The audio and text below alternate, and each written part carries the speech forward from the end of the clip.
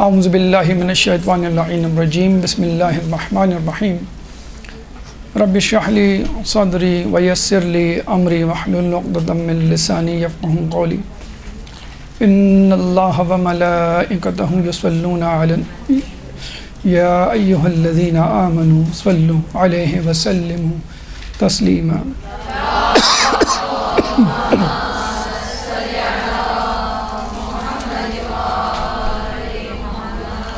سب سے پہلے تو 10 ربیع الثانی ولادت بسعادت ہمارے 11ویں امام محمد حسن عسکری علیہ السلام کی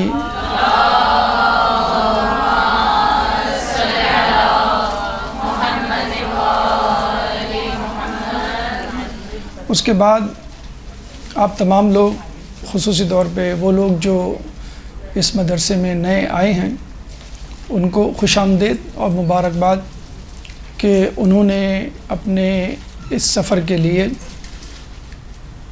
انہی مبارک ایام کو منتخب کیا اور اس مدرسے کا رخ کیا۔ یہ اتفاق نہیں بلکہ حقیقت ہے کہ 11ویں امام کی علمی خدمات خصوصی طور پہ دور غیبت میں رہنے والے مومنین کے لیے تھیں، اور انہوں نے جتنا بھی کام کیا وہ آنے والے دور کے مومنین، یعنی دور زمانہ غیبت کے مومنین، موجودہ مومنین کے لیے ہی تھا۔ جس طرح انہوں نے اپنے وکلاء، قاصدین اور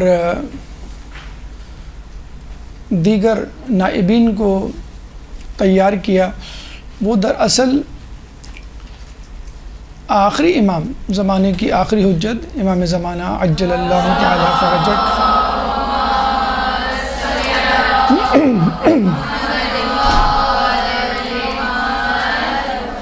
کے لیے ہی تھے۔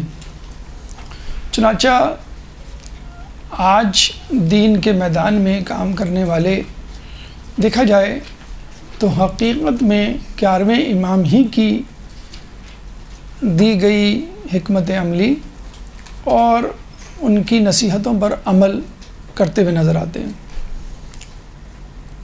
ضروری ہے کہ ولادت بسعادت کے دن کوئی ایسا موضوع منتخب کیا جائے جو خود آپ کی سیرت سے مطابقت رکھتا ہو۔ عنوان آج کے درس کا امام حسن عسکری علیہ السلام کی علمی خدمات اور ہماری ذمہ داریاں۔ لیکن اس سے پہلے کہ ہم آپ کی علمی خدمات اور اپنی ذمہ داریوں کو آپ کے سامنے پیش کریں، ضروری ہے کہ آپ کے زمانے کے حالات، کہ جن حالات میں آپ نے یہ کام انجام دیا، وہ بیان کیا جائیں، تاکہ ایک طرف تو ہمیں یہ اندازہ ہو کہ کس زحمت و مشقت سے انہوں نے تبلیغ دین کا کام انجام دیا، تاکہ آج کل کے دور کے لوگ جو تبلیغ دین انجام دے رہے ہیں وہ ہمت اور حوصلہ پکڑیں اور یہ نہ کہیں کہ بھئی ہمارے حالات، آج کل کے حالات بڑے خراب ہیں اور ہم یہ کام نہیں انجام دے سکتے، اگر کبھی ہمت ٹوٹنے کے قریب ہو۔ دوسرا یہ کہ مشکل حالات میں، مخالف حالات میں کس طرح کام کیا جاتا ہے، جب آپ کو محدود کیا جائے، جب آپ کے آگے رکاوٹیں کھڑی کی جائیں، جیسے کہ تمام ائمہ کے دور میں، خصوصی طور پہ 11ویں امام کے حوالے سے، کہ قید و بند کی، جسے کہتے ہیں کہ پریشانیاں، مصیبتیں، کس طرح اپنے کام کو آگے بڑھایا جائے، ان حالات کو سمجھنا ضروری ہے۔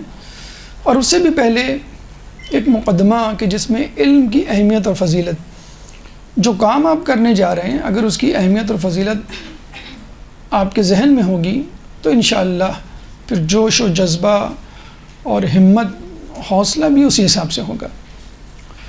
تو ہماری آج کی گفتگو انشاءاللہ 4 مراحل پر مشتمل ہوگی۔ پہلا مرحلہ مقدماتی مرحلہ، جس میں علم کی فضیلت کے حوالے سے گفتگو ہوگی۔ دوسرا مرحلہ حالات امام حسن عسکری علیہ السلام کے، جن حالات سے وہ گزرے اور جن حالات میں آپ نے اپنے کام کو انجام دیا۔ تیسرا مرحلہ امام کی علمی خدمات۔ چوتھا مرحلہ ہماری ذمہ داریاں، امام کی علمی خدمات کے حوالے سے اب ہماری کیا ذمہ داری ہمارے کاندھوں پر عائد ہوتی ہے۔ تو پہلا مرحلہ فضیلت علم، علم کی اہمیت کے حوالے سے بطور مقدمہ، علماء اعلام میں یہ بحث ہے کہ خدا کی یوں تو بہت ساری فضیلتیں ہیں، بہت ساری خصوصیات، خوبیاں ہیں، لیکن وہ کون سی خوبی ہیں جو تمام خوبیوں پر مقدم ہے؟ تو نتیجہ بحث یہ نکلا، ویسے تو ہم نے صفات ثبوتیہ، صفات سلبیہ پڑھی ہوئی ہیں، لیکن ظاہر سی بات ہے بچپن میں مدرسے میں ذہن کی میموری کو، کیپیسٹی کو ذہن میں رکھتے ہوئے 8 صفات ثبوتیہ، 8 صفات سلبیہ آپ کو بتا دی جاتی، لیکن حقیقت میں تو ایسا نہیں ہے۔ تمام خوبیاں اللہ میں موجود ہیں اور تمام خامیوں سے وہ عاری ہے، مستثنیٰ ہے۔ تو وہ کون سی ایسی خوبی ہے خوبیوں میں کہ جو تمام خوبیوں پر حاوی ہے؟ تو علماء اعلام اس بات پر نتیجے پر پہنچے ہیں کہ علم ایک ایسی خوبی ہے کہ جس کی وجہ سے خود خدا ہے، اور اس علم کی وجہ سے ہی اللہ کی تمام خوبیاں قائم ہیں، اور اس کا علم ایسا علم ہے کہ جس کے بارے میں کوئی بھی درک کرنے کی صلاحیت نہیں رکھتا۔ وَلَا يُحِيطُونَ بِشَيْءٍ مِّنْ عِلْمِهِ، اور کوئی شے ایسی نہیں کہ جو اللہ کے علم کا احاطہ کر سکے۔ سورہ بقرہ آیت نمبر 255، آیت الکرسی میں ہم پڑھتے ہیں روزانہ 255۔ اس کے بعد انسان اشرف المخلوقات ہے، اشرف المخلوقات ہونے کے ناطے جب پوچھا جائے کہ کس بنیاد پر اشرف المخلوقات ہے تو کہا گیا عقل کی بنیاد پر، اور ظاہر سی بات ہے عقل کو اگر استعمال نہ کیا جائے تو پھر اس کا شرف زائل ہو جاتا ہے، اور عقل کا استعمال علم کی تحصیل، علم کی تحصیل نہ ہو تو عقل کا استعمال آپ نے نہیں کیا۔ جب اللہ تعالیٰ نے فرشتوں کو آدم کو سجدہ کرنے کو کہا، وَإِذْ قُلْنَا لِلْمَلَائِكَةِ اسْجُدُوا لِآدَمَ فَسَجَدُوا إِلَّا إِبْلِيسَ أَبَىٰ وَاسْتَكْبَرَ وَكَانَ مِنَ الْكَافِرِينَ، کہ جب ہم نے فرشتوں کو کہا، ملائکہ کو کہا کہ آدم کو سجدہ کریں تو سب نے کر دیا، فَسَجَدُوا إِلَّا إِبْلِيسَ، سوائے ابلیس کے، أَبَىٰ وَاسْتَكْبَرَ، اس نے استکبار کیا، اپنے آپ کو بڑا ظاہر کیا اور کافروں میں سے ہو گیا۔ فرشتوں نے یہ کہا کہ ہم تیری تسبیح، تقدیس، عبادت کے لیے کافی ہیں، تو کیوں پیدا کر رہا ہے انسان کو؟ تو اللہ نے کہا کہ جو میں جانتا ہوں وہ تم نہیں جانتے۔ دوسری طرف شیطان نے کہا کہ یہ مٹی سے بنا ہے، میں آگ سے بنا ہوں، آگ مٹی سے افضل ہے، اپنا قیاس کیا۔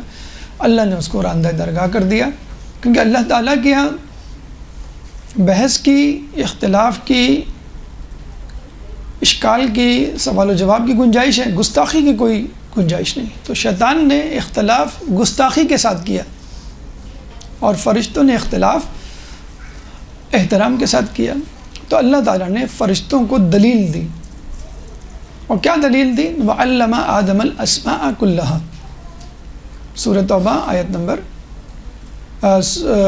سورہ توبہ آیت نمبر 119، کہ ہم نے آدم کو تمام اسماء سکھا دیے۔ سورہ بقرہ آیت نمبر 31، سورہ بقرہ آیت 31 میں اللہ فرماتا ہے کہ وَعَلَّمَ آدَمَ الْأَسْمَاءَ كُلَّهَا، کہ ہم نے آدم کو تمام اسماء سکھا دیے، یعنی مکمل علم سے آراستہ کر دیا۔ چھٹے امام جعفر صادق علیہ السلام فرماتے ہیں اللہم صلی علی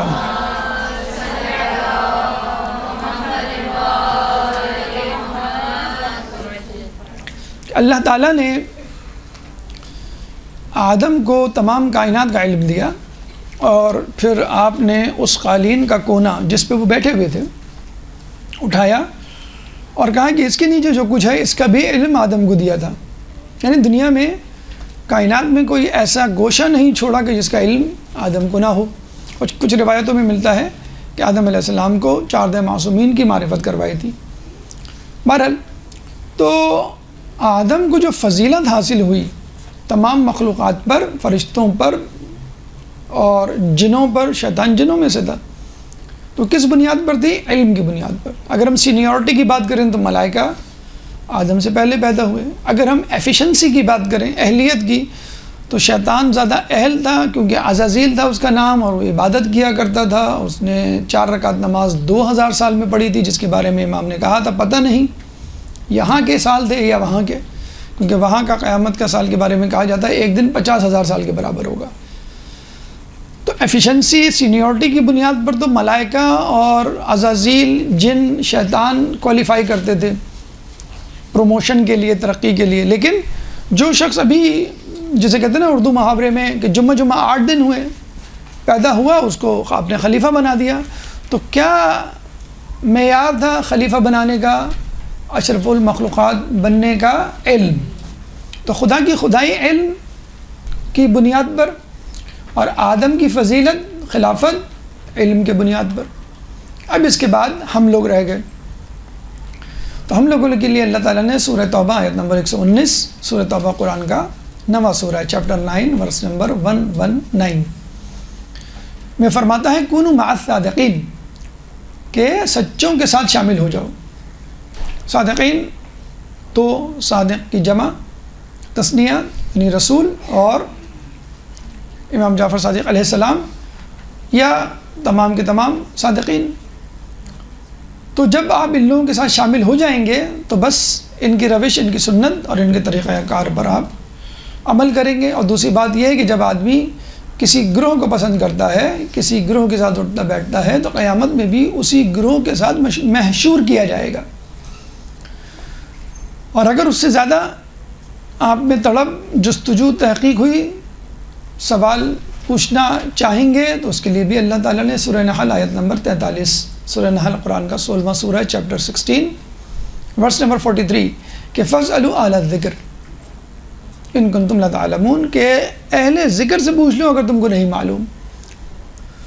تو خدا کی خدائی علم کی بنیاد پر، آدم کی فضیلت علم کی بنیاد پر، اور خود ہمیں جو حکم دیا گیا ہے وہ بھی عالموں، صادقوں اور سچوں کے ساتھ اٹھنے بیٹھنے کا، تاکہ ہم بھی اس علم سے استفادہ کریں۔ تو ہر چیز، ہر خیر، ہر خوبی کی جڑ، منبع، سرچشمہ علم، بلکہ گناہوں کی شناخت بھی اسی علم کے ذریعے ہوگی، حلال حرام کی تمیز بھی اسی علم کے ذریعے ہوگی۔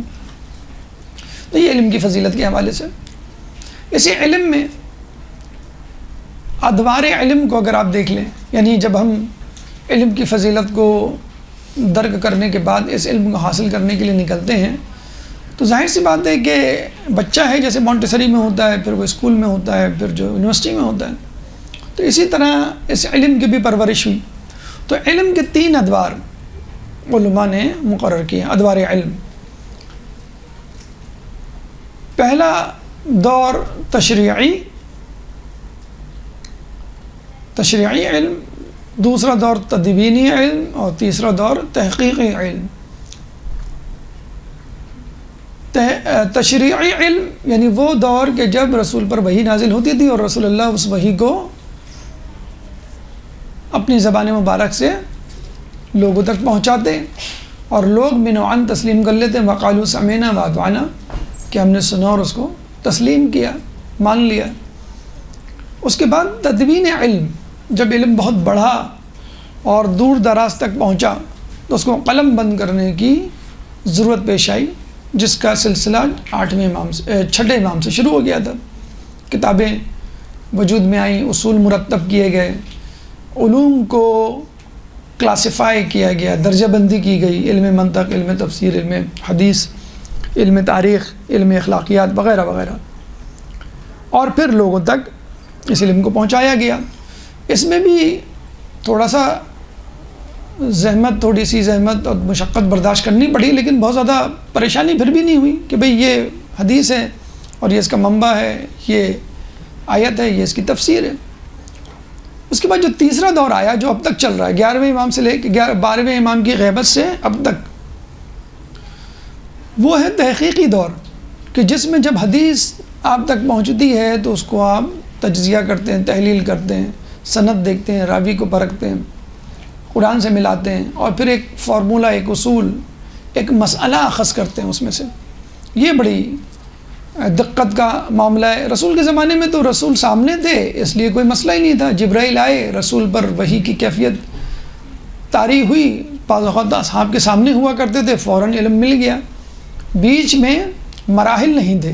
تدوینی علم میں بھی مراحل تھے کہ امام سے سنا، پھر جو ابو بصیر ہیں، زرارہ ہیں اور دیگر افراد ہیں، ان سے دوسرے لوگوں تک پہنچا. تو بیچ میں غیر معصومین کا ایک سلسلہ، اصحاب کا، علماء کا، تو اس میں بھی تھوڑی بہت تحقیق کرنی پڑ جاتی تھی. لیکن اب جو دور ہے وہ تو بہت زیادہ تحقیق کا ہے کہ امام اور ہمارے درمیان، یعنی 11ویں امام جو حاضر امام تھے، یعنی 1400 سال سے زیادہ کا عرصہ، اور ہم جو ہے وہ اس گیپ کو تمیز دینے کے لیے اس خلا میں کتنے لوگ آئے اور کتنے طریقوں سے ہم تک روایت پہنچی، اور لوگوں کی سیرت، کردار اور ان کی صداقت وغیرہ کو پرکھنے میں بہت زیادہ محنت، جیسے کہتے ہیں، کرنی پڑ گئی. تو عمل کرنے کے اعتبار سے یہ دور سب سے مشکل دور ہے. سچ اور جھوٹ کے اعتبار سے یہ دور سب سے مشکل دور ہے کہ رسول کے دور میں رسول سامنے، امام کے دور میں بھی. اگر آپ کسی اور علاقے میں بھی رہتے ہیں تو کم از کم ایک شخص آپ کے پاس آتا ہے، وہ کہتا ہے میں امام سے مل کے آ رہا ہوں، اور کسی سیرت کردار کسی حد تک آپ کو یقین آ جاتا تھا، امام کے اصحاب جیسے مثلا. لیکن اس وقت جو معاملہ ہے وہ تو کتابیں ہیں اور ہمارے مجتہدین ہیں، وہ ہم کو ان کتابوں سے پڑھ کر تجزیہ تحلیل کر کے بتا دیتے ہیں. نہ ہم ان سے پوچھتے ہیں، نہ وہ دعویٰ کرتے ہیں کہ بھئی میں امام کا نائب خاص ہوں، یا میری فلاں سے ملاقات ہوئی ہے، اس نے خود کہا ہے کہ میں امام سے مل کر آ رہا ہوں. کوئی یہ دعویٰ نہیں کر سکتا، بلکہ جھٹلانے کو کہا گیا ہے اگر کوئی دعویٰ کرے میری امام سے ملاقات ہوئی ہے. تو یہ سب سے مشکل ترین دور ہے. اور دیکھا جائے تو 11ویں امام نے اسی دور کے لیے کام کیا. تو یہ 3 دور تھے. اب سوال یہاں پیدا ہوتا ہے کہ اللہ تعالیٰ نے رسول کے بعد، رسول تک یا انبیاء کے حوالے سے سب کو معلوم ہے کہ اللہ نے اپنے اور بندوں کے درمیان جو واسطہ قرار دیا ہے وہ انبیاء کو قرار دیا ہے. تو انبیاء کے علاوہ بھی کیا کسی کو قرار دیا ہے کہ جس سے روایت ہوتی ہوئی ہم تک، علم ہم تک پہنچے گا. تو باقی کی بحثوں کو چھوڑ کر، ویسے تو روایتوں میں یہ ہر نبی کا ایک وصی ہوتا ہے. ہم اپنے اگر آخری نبی کی بات کریں تو اللہ تعالیٰ نے 12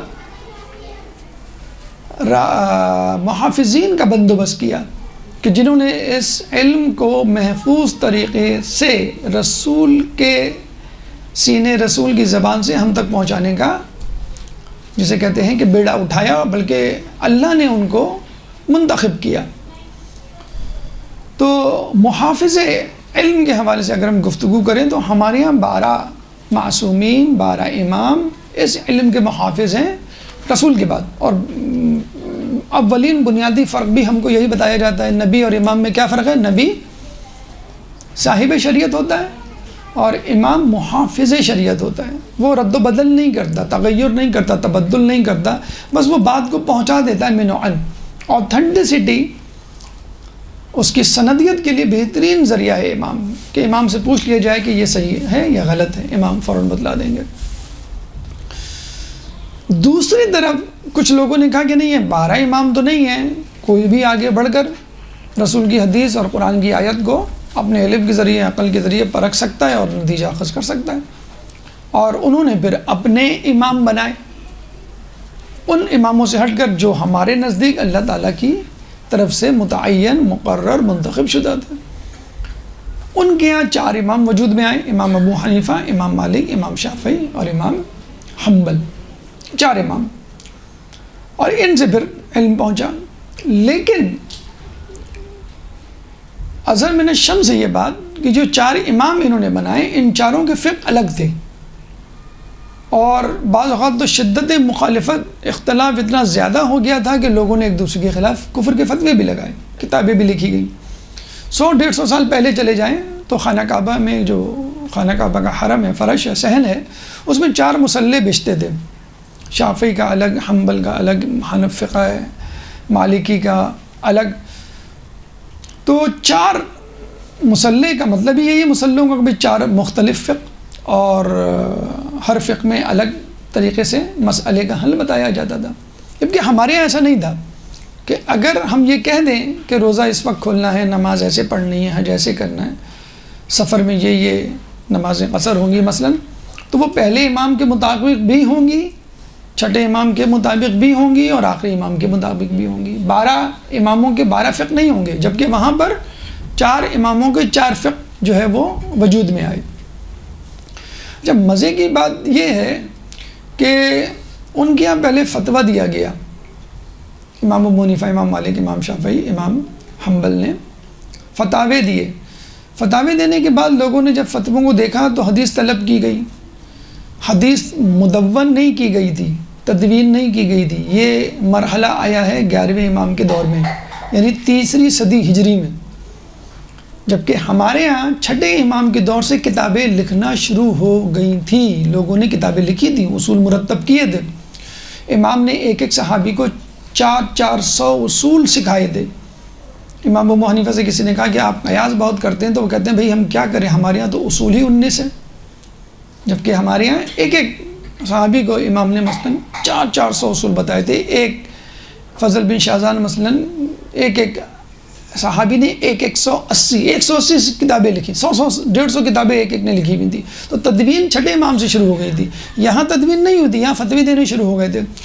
11ویں امام کے دور میں، امام حسن عسکری علیہ السلام کے دور میں ان کو فکر ہوئی کہ بھئی احادیث کو مدون کیا جائے، تو امام بخاری، امام مسلم، ترمذی، نسائی، ابن ماجہ، ابن داؤد کے مؤلفین، محدثین میدان میں آئے، اور پھر انہوں نے حدیث کو پرکھنا شروع کیا۔ لاکھوں حدیثیں ہوا کرتی تھیں، اور پرکھنے کے بعد 7-8 ہزار حدیثیں رہ جاتی تھیں۔ تو 11ویں امام کے دور میں 3ری صدی ہجری میں احادیث کی کتابیں مدون ہوئیں۔ حالانکہ حدیث کی کتابیں پہلے وجود میں آ جانی چاہیے تھی، تاکہ حدیث کی کتابوں کو پڑھ کر ان کی سند کو دیکھتے ہوئے فتویٰ نکالا جائے۔ تیسرے مرحلے پہ انہوں نے کہا کہ عقائد کیا ہوں، توحید، نبوت، قیامت سے متعلق مثلاً، تو ابو موسیٰ اشعری کے عقائد کو لیا گیا۔ پہلی مرتبہ ان کے نام کو، ان کے عقائد کو لوگوں میں پھیلایا گیا۔ تو پہلے فتویٰ آیا، پھر حدیث آئی، پھر عقیدہ، عقائد۔ ہمارے یہاں الٹا معاملہ ہے، ہمارے یہاں پہلے عقائد بنے، جو کہ ضروری ہے، پہلے عقیدہ بنتا ہے، اس کے بعد حدیث وجود میں آتی ہے۔ حدیث کو ذہن میں رکھتے ہوئے اس کی سند اور اس کی صحت کو فتویٰ اخذ کیا جاتا ہے۔ تو یہ ترتیب بہت عجیب ہے، دوسروں کے اور ہمارے یہاں بالکل مختلف ہے۔ اب آپ یہ اندازہ لگا لیجیے، جیسے ہم نے کہا کہ 4 فقہوں کی ہونے کی وجہ سے 4 مختلف فقہ وجود میں آئی، 4 اماموں کے ہونے کی وجہ سے۔ ہمارے یہاں 12 امام تھے، لیکن ایک ہی فقہ وجود میں ہے۔ اگر کوئی یہ کہے بھئی آپ کے یہاں بھی تو فقہ جعفری کے نام سے مشہور ہے، تو ہم یہ کہیں گے اس دور میں مدون ہو گئی تھی ہماری فقہ، اور امام نے فتاوے لکھ کے اور چیزیں، اہم اصول مرتب کر کے لوگوں کو، اسی لیے۔ اور وہ دور وہ تھا کہ جب ان کو آزادی ملی۔ اچھا، یہ بھی بڑی دلچسپ بات ہے، یہ آزادی پوری زندگی نہیں ملی، 60-65 سال کی زندگی میں۔ اگر پوری زندگی ملتی تو کیا انقلاب آ جاتا۔ فقط 10 مہینے ملے تھے چھٹے امام کو، صرف 10 مہینے، جس میں وہ مدینے سے جاتے ہیں فوراً کوفہ، اور کوفے کا آپ نے صحن ماشاءاللہ دیکھا ہوگا، 900 حلقے، یہ آپ کی جو کلاس ہے نا، یہ ایک حلقہ ہے۔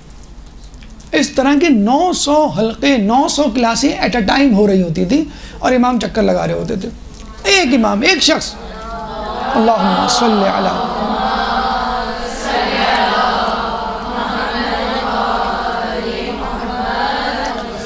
ایک شخص 900 حلقوں کو دیکھ رہا ہوتا تھا۔ اور اس بات کا ثبوت کہ امام کا علم مریخ پہ یا کائنات پر حاوی تھا، جسے کہہ لیں محاورتاً، تو یہ خود ایک تاریخی حقیقت ہے کہ امام ابو حنیفہ کہا کرتے تھے کہ لولا سنتین لہلک نعمان، کہ اگر مجھے وہ 2 سال نہ ملتے تو میں ہلاک ہو جاتا۔ کون سے 2 سال؟ جو انہوں نے امام باقر علیہ السلام اور امام جعفر علیہ السلام، باپ اور بیٹے، ان دونوں بزرگوار کی شاگردگی میں گزارے۔ امام باقر علیہ السلام سے علم حاصل کرنے آتے، ایک دفعہ دروازہ کھٹکھٹایا، امام نہیں تھے، ان کے بیٹے امام جعفر نکلے، بچے تھے، یعنی ان کی عمر کے تھے۔ انہوں نے کہا آپ کے والد سے ملنا ہے؟ کہنا وہ تو نہیں ہے۔ خیریت، کیا کام؟ کہنا مسئلہ پوچھنا تھا، مجھ سے پوچھ لو۔ کہنا تم سے کیا پوچھنا، تم تو خود میری عمر کے ہو۔ تو امام نے کہا تم پوچھو۔ پوچھا تو انہوں نے اتنی تفصیل سے بتایا کہ وہ بہت خوش ہوئے، اور جب بھی آتے تو اگر امام باقر نہ ہوتے تو ان کے، تو ابن تیمیہ نے اس کا انکار کیا کہ امام جعفر جو ہے وہ ہم عصر تھے، ہم عمر تھے امام ابو حنیفہ کے، کیسے استاد ہو سکتے ہیں؟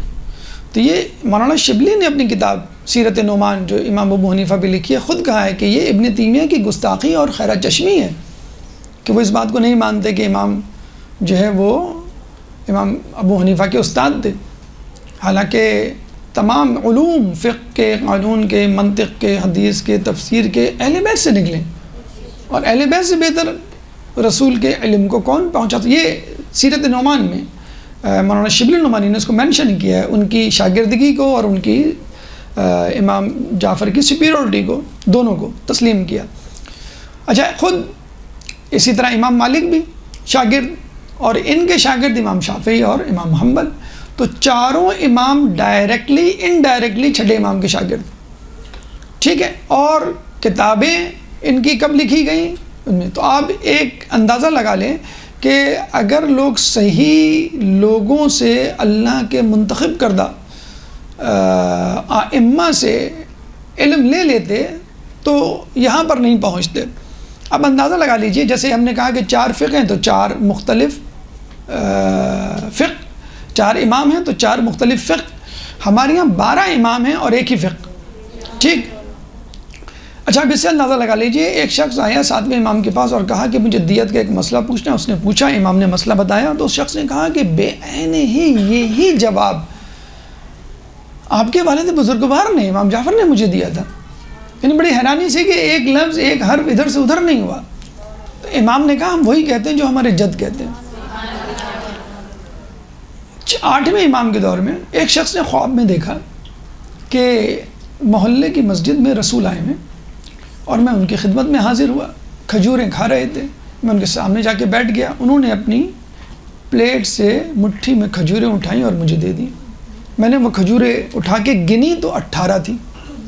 اتفاق سے جب میں صبح اٹھا تو پتہ چلا کہ 8ویں امام آئے ہوئے اور وہ میری محلے کی مسجد میں قیام کر رہے ہیں۔ لوگوں نے مجھے بتایا، میں بھاگا ہوا گیا تو دیکھا بالکل اسی انداز سے بیٹھے ہوئے اور اسی انداز سے پلیٹ رکھی ہوئی ہے اور اسی انداز سے کھا رہے ہیں۔ میں سامنے جا کے بیٹھا تو انہوں نے مجھے پاس بلایا اور مٹھی میں کھجوریں اٹھا کے دی۔ جب میں نے کھجوریں گنی تو 18 تھی۔ تو میں نے کہا امام، میں نے خواب دیکھا تھا اور آپ کے جد رسول اللہ نے مجھے کھجوریں دی تھی۔ اللہم صلی علی محمد۔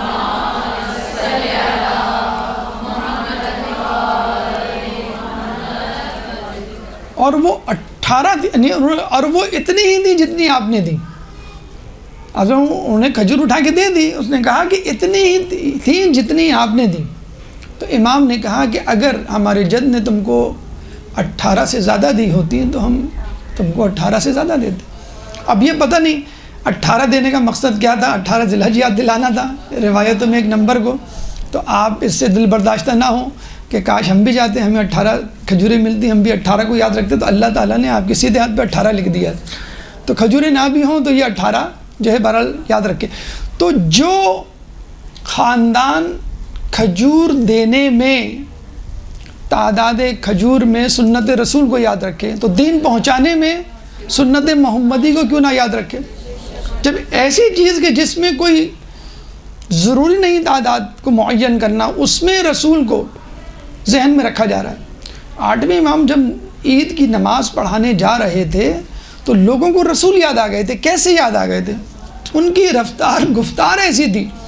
ہمارے ہاں تو جانشین رسول چلتے بھی ہیں تو رسول کے انداز سے، تو صراط مستقیم پہ چلنا اور حقیقی انداز سے زندگی کو اپنانا ان کے لیے کیا ایسا مشکل ہے؟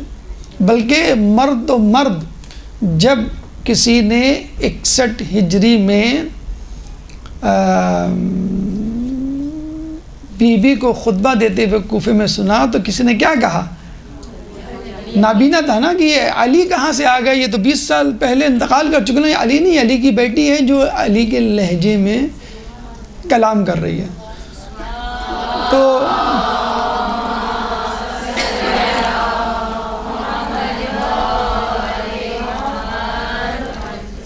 جب خدا علی کے لہجے میں کلام کرے تو بی بی زینب کیوں نہ کلام کرے؟ تو کہنے کا مقصد یہ ہے کہ شریعت محمدی کو سمجھنے کے لیے ان لوگوں کو سمجھنا ہوگا، ان لوگوں سے رجوع کرنا ہوگا جو رفتار، گفتار، سیرت و کردار میں رسول کے مشابہ ہوں۔ اسی لیے روایت میں ہے کہ اولنا محمد و اوسطنا محمد و آخرنا محمد و کلنا محمد۔ اللہم صلی علی۔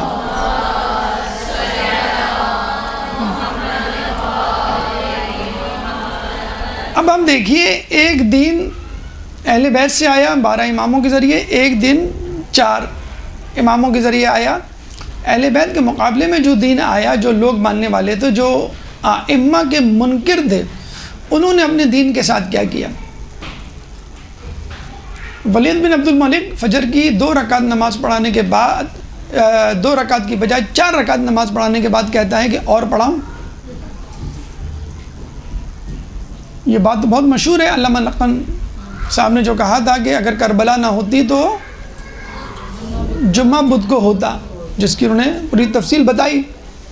تو نماز کے ساتھ یہ مذاق، پھر روزے کے ساتھ یہ کہا کہ بھائی سفر میں روزے کو جاری رکھنا چاہیے، کوئی ایسا مذائقہ نہیں ہے، رسول کے زمانے میں مشکلات تھیں، اب نہیں ہیں۔ روزے کے اوقات کھولنے اور بند کرنے کے بدل دیے گئے، حج، طواف النساء ختم کر دیا گیا۔ تو پورا اسلام تبدیل ہو گیا۔ اگر یہ 12 امام نہ ہوتے اس کے مقابلے میں اور تبدیلی اور تغیر کی نشاندہی نہ کرتے تو لوگوں کو پتہ ہی نہیں چلتا کہ دین حقیقی کیا ہے اور دین درباری یا درباری مذہب کیا ہے۔ تو کہنے کا مقصد یہ ہے کہ جنہوں نے دین اللہ تعالیٰ کے معین کردہ لوگوں سے لیا، وہ بے عین ہی اسی دین پر قائم ہیں کہ جو رسول کے زمانے میں تھا، اور جنہوں نے دوسرے لوگوں سے کہا لیا وہ بدل گیا۔ کیوں کہ یہاں تک لوگوں نے کہنا شروع کر دیا تھا قال رسول اللہ و اقول، رسول اللہ نے تو یہ کہا ہے لیکن میں یہ سمجھا ہوں، میں یہ کہتا ہوں سمجھ کے، یعنی رسول کچھ کہہ رہے ہیں اور آپ کہہ رہے ہیں کہ میں اپنے قیاس کے بلبوتے پر یہ جو بات ہے بیان کرنے جا رہا ہوں۔ تو بہرحال آپ نے اندازہ لگا لیا ہوگا کہ ائمہ اگر نہ ہوتے تو دین میں کس طرح تبدیلی آ چکی ہوتی اور تمام کے تمام لوگ اس کو قبول بھی کر چکے ہوتے، کیونکہ دین کو سمجھانے والے بیک وقت اللہ کے بھی بندے تھے اور دربار کے بھی ملازم تھے، تو انہوں نے دونوں کو خوش کرنا ہوتا تھا۔ اب اس دور میں ہر امام کے ساتھ ایک الگ مشکل تھی، یعنی ان کو انگیج کیا جاتا، پریشان کیا جاتا اور رکاوٹیں کھڑی کی جاتی، لیکن اس کے باوجود وہ اپنا کام جاری رکھتے۔ اپنے ہی دشمنوں کے بلانے پر ان دشمنوں کے درباروں میں، حکمرانوں کے محلوں میں جا کر تصحیح کیا کرتے تھے، مسئلے کو حل کیا کرتے تھے۔ حالانکہ کہہ سکتے تھے بھائی تم لوگوں نے ہمیں بڑا پریشان کیا ہے، تم جانو تمہارا کام، اور ان لوگوں سے پوچھو جو تمہارے درباری ملا ہیں، جو تمہارے وظیفہ خوار ہیں، لیکن کبھی بھی کسی امام نے ایسا نہیں کیا۔ تو اگر ہم بات کریں ائمہ کی، تو ہر امام نے اپنے دور میں الگ مشکل، الگ پریشانی اور الگ قسم کی زحمت کا سامنا کیا ہے۔ بنو امیہ، بنو عباس کی ایک آسانی تو یہ تھی کہ حکومت کرسی ان کے ہاتھ میں تھی۔ دوسری سب سے بڑی آسانی یہ تھی کہ باپ کے بعد بیٹا، بیٹے کے بعد اس کا بیٹا، ہر کسی کو بنا بنایا پلیٹ فارم حکومت کا، کرسی، حلوہ پلیٹ میں رکھ کے مل جاتا تھا۔ ہمارے ہاں ہر امام کے بعد دوسرے امام کی ایک نئی مشکل۔ اچھا، مشکل بھی بعض اوقات متضاد ہوتی، یا یوں کہہ لیجیے حالات ایسے ہوتے ہیں کہ اگر ایک امام کو صلح کرنی پڑتی تو دوسرے امام کو تلوار نکالنی پڑتی۔ تیسرے امام کو کہا جاتا ہے کہ خبردار، جو تم نے کربلا کے حوالے سے ایک لفظ بھی منہ سے نکالا تو وہ دعاؤں عبادت میں مشغول ہو گیا، صحیفہ کاملہ لوگوں نے لکھ ڈالی، دعاؤں اس سے انہوں نے پیغام پھیلایا۔ پھر جو ہے علم کے لیے تھوڑی سی فراوانی ملی، پھر دوبارہ زندان میں 14 سال کے لیے قید کر دیا گیا۔ اور جب ان کے بیٹے آئے، اب مطلب انسانی ذہن تو یہ کہتا نا کہ میرا باپ 14 سال سے قید میں رہا ہے تو مجھے شاید 28 سال جیل میں رکھا جائے، ایک دم سے ولی عہد بنا دیا 8ویں امام کو۔ یعنی آپ کو اور مجھ کو اتنے یو ٹرنز لینے پڑے تو ہم کنفیوز ہو جائیں۔ اے اللہ کچھ فیصلہ تو کر، ہمیں زندان میں رہنا ہے، حکمرانی کرنی ہے، کیا ولی عہد بننا ہے، تلوار نکالنا ہے؟ دیکھیں امام حسن نے کہاں صلح کی، اور ایسی صلح کی یا مذل المومنین کا نعوذ باللہ لقب ملا، اور امام حسن نے کیا عظیمت کا راستہ اختیار کیا۔ تو تقریباً متضاد جسے کہتے ہیں کہ ان کو ماحول ملا ہے۔ 8واں امام ولی عہد، اور اس کے بعد 3 امام، کہتے ہیں نا کہ ہر امام کی مشکل ایک الگ مشکل ہے۔ جو 3 امام ہیں کون سے؟ 9، 10، 11، ان کی مشکل الگ ہے۔ کیا مشکل ہے؟ اچھا اب ہم دوسرے مرحلے میں داخل ہو چکے ہیں، اور وہ ہیں حالات امام حسن عسکری، یعنی امام حسن عسکری علیہ السلام کے دور کے حالات کیا تھے، جس مشکل دور میں انہوں نے یہ کام کیا، علمی خدمات انجام دی۔ ان کے دور کی مشکل الگ تھی ان 3 کی۔ اچھا یہ 3 بیچارے مظلوم اس زاویے سے ہیں کہ ان کو موقع نہیں ملا تبلیغ کا، باہر نکل کے کچھ کہنے کا، زندان میں یا گھر میں نظر بند۔ اچھا ایسا کیوں؟ یہ بھی بڑی دلچسپ بات ہے کہ یہودیوں نے رسول سے پہلے رسول کے والد عبداللہ کو، جناب عبداللہ کو نشانہ بنایا اور ان کو شہید بھی کیا، تاریخ میں ہے۔ اس سے پہلے ان کے والد عبد المطلب یعنی رسول کے دادا کو نشانہ بنایا۔ اچھا ان کا تذکرہ کہا جاتا ہے بنی اسرائیل کی کتابوں میں، توریت میں سب سے زیادہ ہے بنی ہاشم میں، رسول کے خاندان میں۔ عبد المطلب کا اتنا زیادہ ہے کہ ان کا اصل نام ہی لوگوں کو نہیں معلوم۔ عبد المطلب کا مطلب ہے مطلب کا خادم، نوکر، غلام، عبد غلام کو کہتے ہیں۔ کیوں کہ عبد مطلب جو تھے وہ شام سے ان کو لے کر آئے تھے اپنے بیٹے کو، تو لوگوں نے کہا کہ بھئی یہ کون ہے؟ کہنے لگے کہ یہ جو ہے میرا غلام ہے، حالانکہ ان کا نام تھا شیبہ، عبد المطلب کا اصل نام۔ اس سے پہلے بنی ہاشم، جناب ہاشم کو کہتے ہیں شہید بھی کیا گیا اس وجہ سے۔ تو خصوصی طور پہ رسول سے پہلے باپ، دادا، پردادا کو نشانے پہ رکھا گیا، بالکل امام زمانہ سے پہلے ان کے باپ، دادا اور پردادا کو قتل کرنے کی کوشش کی گئی، یا کم از کم ریسٹرکٹ کرنے کی کوشش کی، اس حوالے سے کہ ان کی نسل کا لڑکا، خاندان کا بیٹا ہمارے اوپر مسلط ہوگا اور ہم کو حکمرانی سے محروم کرے گا، اور اس دنیا کو عدل سے اس طرح بھر دے گا جیسے وہ غلامی ظلم سے بھری ہوئی تھی۔ اس سے پہلے ائمہ پہ تشدد الگ انداز سے ہوا، گرفتاری اور پریشانیاں، لیکن ان تینوں پر، کن تینوں پر؟ 9ویں، 10ویں، 11ویں، امام نقی، امام تقی، امام حسن عسکری پہ، کہ ان کی اولاد سے جو 12واں آئے گا وہ۔ اچھا اب آپ یہ کہیں کہ بھئی اتنا زیادہ یقین کیوں نہ ہو؟ یقین فرعون نے ایک نجومی کے کہنے پر موسیٰ علیہ السلام کے خدشے کے پیش نظر 70,000 بچوں کو قتل کروا دیا تھا۔ کس کے کہنے پہ؟ ایک کاہن نجومی کے کہنے پر۔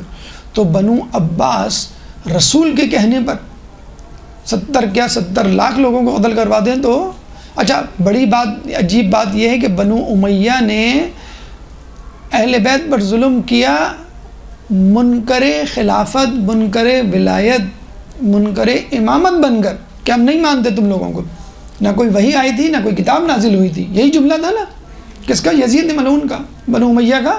ہم مانتے ہی نہیں ہیں تم کو کہ تم خلیفہ ہو۔ اور بنو عباس مانتے تھے، مانتے کیا تھے؟ وہ تو خود آئے تھے ہاتھ جوڑ کر، کہا تھا کہ آپ ہمارا ساتھ دیں، ہم بنو امیہ سے آپ کے لیے خلافت آپ کو واپس دلوائیں گے۔ یعنی وہ تو پہلے سے قائل شدہ تھے کہ یہ ہیں خلافت کے اصل حقدار، جس پہ امام نے منع کر دیا، ان کو معلوم تھا۔ دوسری بات، یہ کون لوگ تھے؟ رسول کے خاندان، رسول کے چچا حضرت عباس کی نسل سے تھے۔ کون؟ حضرت عباس، جنہوں نے ابو سفیان کو کنونس کیا تھا کہ یہ بادشاہ نہیں ہے، یہ میرا بیٹا محمد نبی ہے۔ ان کی نسل سے تھے ابن عباس، حضرت عباس کے بیٹے عبداللہ ابن عباس، کتنا ہمیں تذکرہ ملتا ہے۔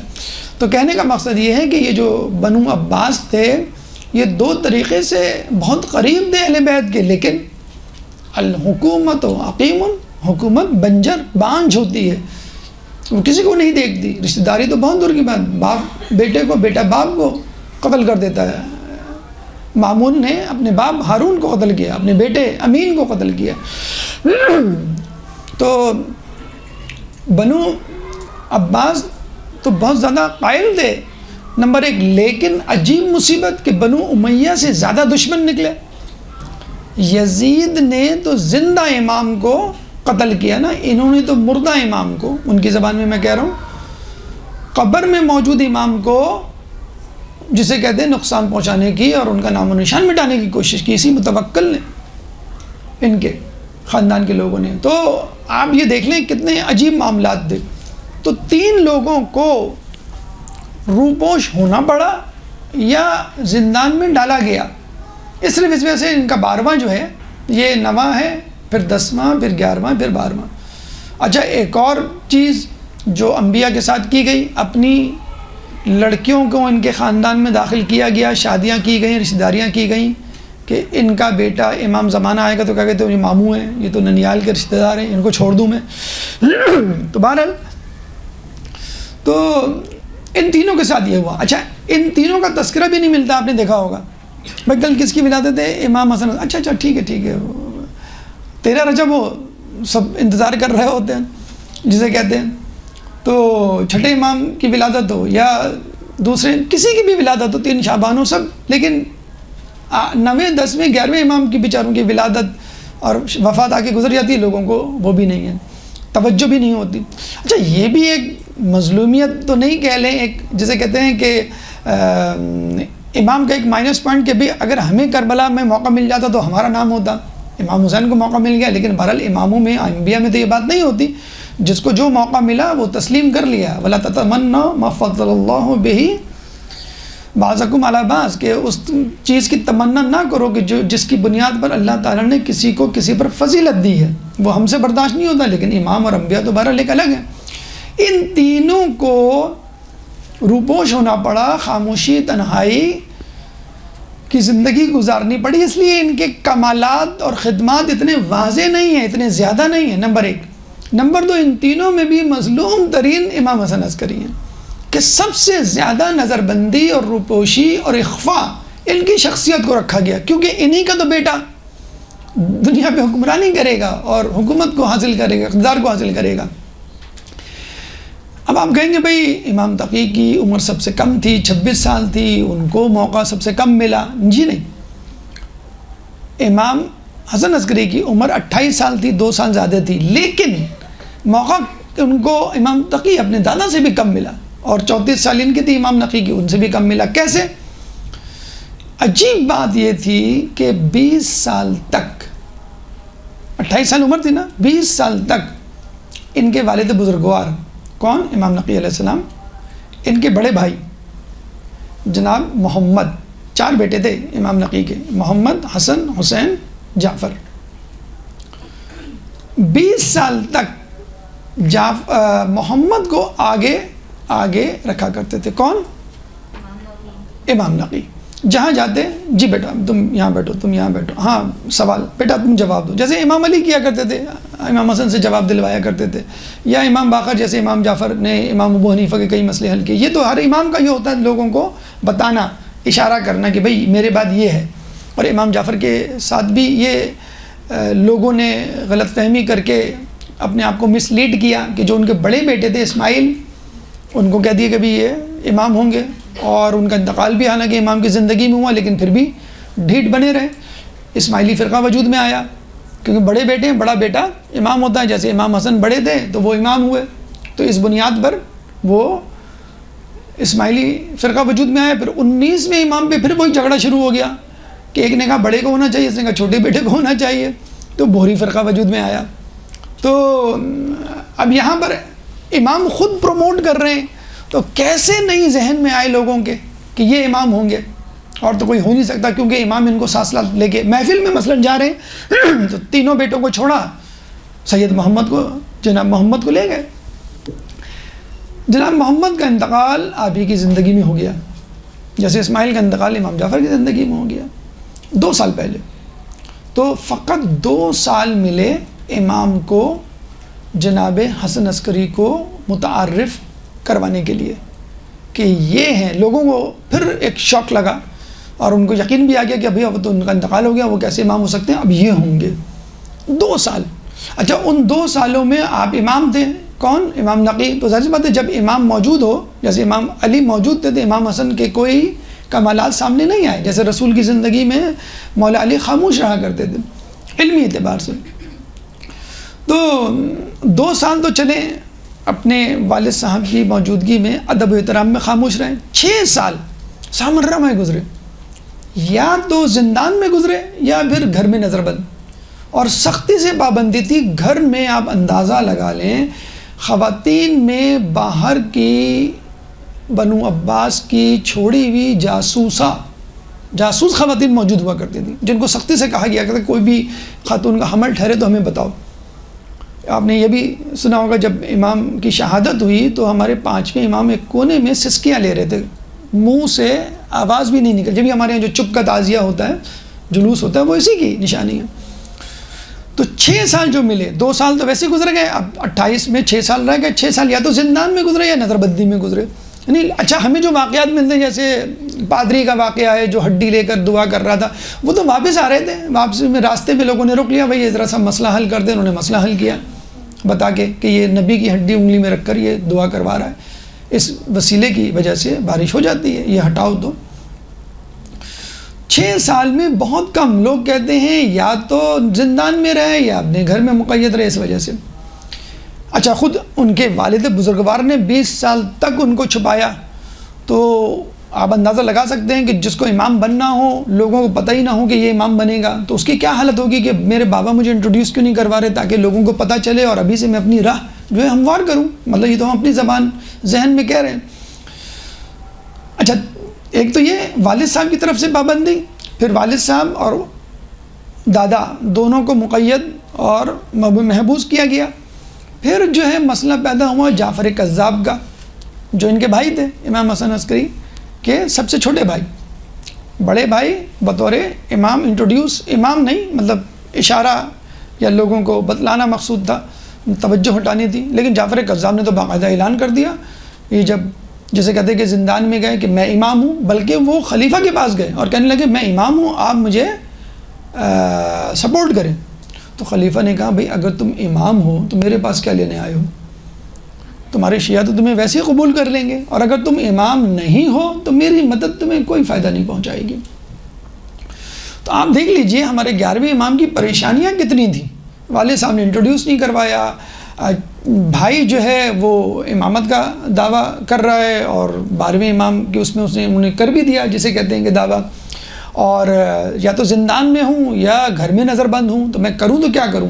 اچھا بادشاہان وقت کی اگر ہم بات کریں، متوکل جس کے بارے میں مولا علی کا قول ہے عاشرہم اکفرہم، ان کا 10واں سب سے بڑا کافر ہوگا. متوکل جس کے بارے میں کہا جائے یزید ثانی، بلکہ یزید تو کم ہے، متوکل زیادہ تھا اپنے ظلم و زیادتی میں، جس نے دریا کا رخ موڑنے کی کوشش کی امام حسین کی قبر کی طرف اور جو ہے وہ حل چلوانے کی کوشش کی. متوکل. اس کے بعد اچھا متوکل یہ وہی متوکل ہے جس نے اپنے ابن سکیت سے اپنے بچوں کو پڑھوانے کے لیے کہا اور کچھ عرصے کے بعد کہا کہ میرے بیٹے کیسے جا رہے ہیں. تو ابن سکیت نے کہا بڑا اچھے جا رہے ہیں پڑھنے میں. انہوں نے کہا کہ اچھا یہ بتاؤ حسن حسین زیادہ بہتر ہیں یا یہ میرے دونوں بیٹے ہیں؟ تو ابن سکیت نے کہا کہ حسن حسین تو بہت دور کی بات، مولا علی کا قمبر غلام تیرے بچوں سے بہتر ہے. تو اس نے متوکل نے ابن سکیت کی زبان گدی سے کھنچوا لی تھی. اتنا جسے کہتے ہیں کہ ظالم آدمی تھا. متوکل کے بعد مستعین، ایک سے بڑھ کر ایک، امام کی اہانت. امام کو بلایا گیا تھا نا کہ یہ تیر بازی کا جسے کہتے ہیں کہ وہ کریں، مقابلہ کر رہے ہیں، آپ تیر ماریں، تو امام نے تیر مارا، امام کو کہا کہ دوسرا تیر ماریں. تو اب جب تیر نشانے پہ لگ گیا تو دوسرا تیر کہاں لگے؟ جگہ ہی نہیں ہے. اگر یوں آ کے لگے گا تو آپ کہیں گے بھئی ایگزیکٹلی سیدھا تو نہیں لگا. تو جب دوسرا تیر مارا تو وہ پہلے تیر کے پیچھے لگا، تیسرا تیر مارا تو وہ دوسرے تیر کے پیچھے لگا. اس طرح 9 تیر مارے، وہ ہر تیر ایک دوسرے کے پیچھے لگا. تو وہ لاجواب ہو گیا. اسی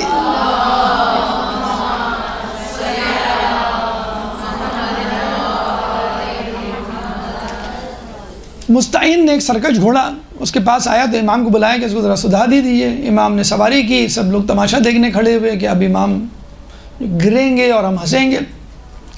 وہ بالکل جسے کہتے ہیں سر جھکا کے کھڑا ہو گیا. امام جہاں لے چلتے وہ چلا گیا. پھر دوبارہ مستعین بیٹھا تو وہ پھر بدکنے لگا. تو اس نے کہا امام یہ لے جائیے، یہ ہمارے کسی کام کا نہیں۔ تو امام نے بتا دیا تو گھوڑے کو تو قابو کر نہیں سکتا، رعایا کو کیا قابو کرے گا، اور ایک گھوڑے کی معرفت تجھ سے زیادہ ہے کہ وہ مجھے جانتا ہے اور اتباع کر رہا ہے میری، میں جہاں کہہ رہا ہوں وہاں چل رہا ہے، اور تو انسان ہو کے مجھے نہیں پہچان رہا۔ معتز آیا، جس کے بارے میں کہا جاتا ہے ترکوں نے اپنا سر اٹھانا شروع کیا۔ اچھا آپ کو معلوم ہوگا یہ جو ڈرامہ ارطغرل آ رہا ہے اور ترک خلافت سلطنت عثمانیہ جو آئی تھی، بیسیکلی ان کی بنیاد کیا تھی؟ عباسیوں نے جب یہ دیکھا کہ مسلمان ہمارے خلاف ہوتے چلے جا رہے ہیں، خلافت بڑھ رہی ہے، تو انہوں نے ہائر کیے دوسرے لوگ، ترکی لوگوں کو ہائر کیا جو ان کے دربار میں رہتے ہیں، ان کی فوج میں رہتے ہیں، جس کی وجہ سے آخری عباسی خلیفہ کے خلاف بغاوت ہوئی، اور پھر جسے کہتے ہیں کہ ترکوں کے لیے راہ ہموار ہوئی۔ تو ترکوں نے شورش کی تو وہ اس میں مصروف ہو گیا معتز، جسے کہتے ہیں کہ اس کے بعد جو ہے وہ مستعین، معتز، اس کے بعد مہتدی ایک آیا کہ وہ زیادہ پرہیزگار، قدر بہتر انسان تھا اور شراب اور تمام چیزوں سے دور رہتا تھا، لیکن جب وہ بن گیا حاکم تو پھر اس نے بھی اہل بیت سے اپنی دشمنی۔ ولید بن عبد الملک کے بارے میں جیسے کہا جاتا ہے کہ حمام المسجد دا، مسجد کا کبوتر، ہر وقت مسجد میں بیٹھا رہتا، قرآن پڑھتا، نماز پڑھتا۔ ایک دفعہ قرآن پڑھ رہا تھا، ایک شخص آیا کہنے لگا کہ تیرا باپ کا انتقال ہو گیا اور تو خلیفہ بن گیا، تیرے خلیفہ بننے کا اعلان ہو گیا۔ تو اس نے قرآن پکڑ کے دیوار پہ دے مارا کہ اب مجھے تیری ضرورت نہیں۔ تو اس طرح کے لوگ بھی گزرے ہیں جن کے تقوی اور قرت کے آپ کارنامے سنیں گے تاریخ میں، لیکن اس کے پیچھے بھی دیکھیں کیا حد تھا۔ تو مہتدی بنسبت بہتر تھا، لیکن جب بن گیا تو اس کو پتہ چل گیا میرا اصل دشمن کون ہے، یہ امام اور اہل بیت اور ان کے چاہنے والے میرے اصل دشمن ہیں، ظلم و ستم شروع کر دیا۔ اس کے بعد جو ہے وہ معتمد آیا جس نے امام کو جو ہے وہ شہید کیا۔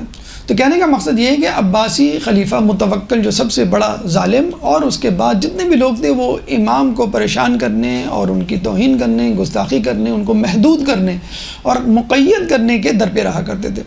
اب امام کے لیے لوگوں کا سامنا کرنا، لوگوں کا سامنا ہو تو امام کچھ بتائیں، امام کے گھر میں جاسوس موجود ہیں، اور امام بعض اوقات تو یہ ہوا کرتا تھا کہ لوگ ان کے خاص اصحاب سوال پوچھتے اور یہ نیچے لکھتے کہ امام تقیہ مت کیجیے گا، ہمیں وہی جواب بتائیے گا جو ہے۔